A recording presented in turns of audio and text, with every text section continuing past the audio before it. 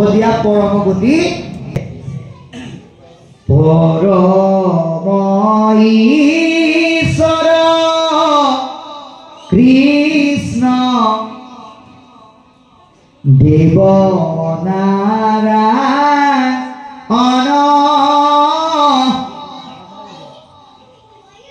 তাৰ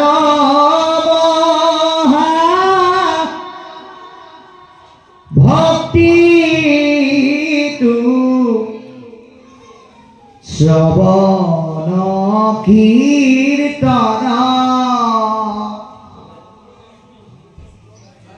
ইহাতে হিৰণিহাক নজানিয়ান কৰ্ম কৰি মৰো কয়ো কৃষ্ণ কথা কুত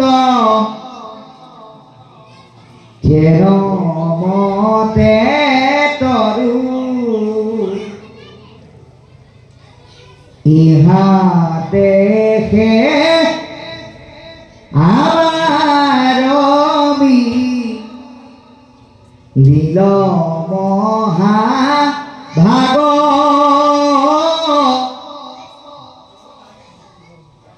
হে তুমি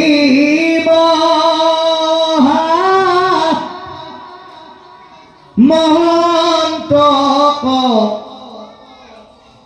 পাইলু ভাইগে লাগ যত স্বৰ্গ সুখ ধীতু মুখ্য সুখ মূল ভগতৰ সংগৰয়ন ভকু নাহি তুল এতিয়া ইয়াত কৈছে পৰম ঈশ্বৰ কৃষ্ণ দেৱনাৰায়ণ নাগমহা ভক্তি এইটো শ্ৰৱণকৃত পৰম ঈশ্বৰ পৰম ব্ৰহ্ম নাৰায়ণ তেওঁৰে অৱতাৰ হ'ল কৃষ্ণ গতিকে তেওঁক সন্তুষ্ট কৰাৰ মূল প্ৰণালীটোৱে হ'ল ভক্তি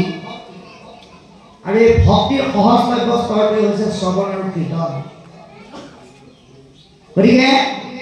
শ্ৰৱণ কীৰ্তনক যে শ্ৰেষ্ঠ বুলি ক'লে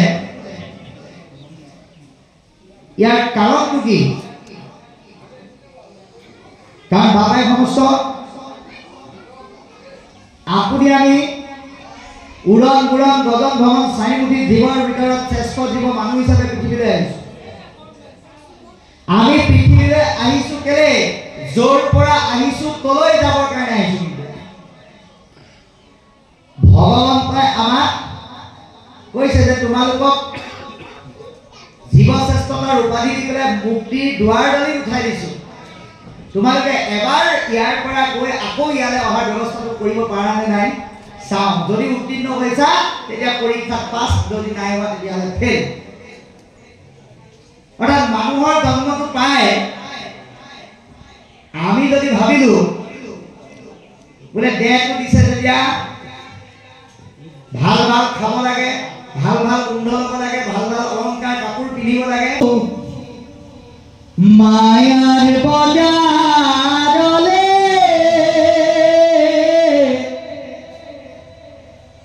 ভাল বস্তু কিনি খাবলে ভাল বস্তু কিনা নহয় মায়া হে কিনা মন ভাৱনা এৰিবা দিব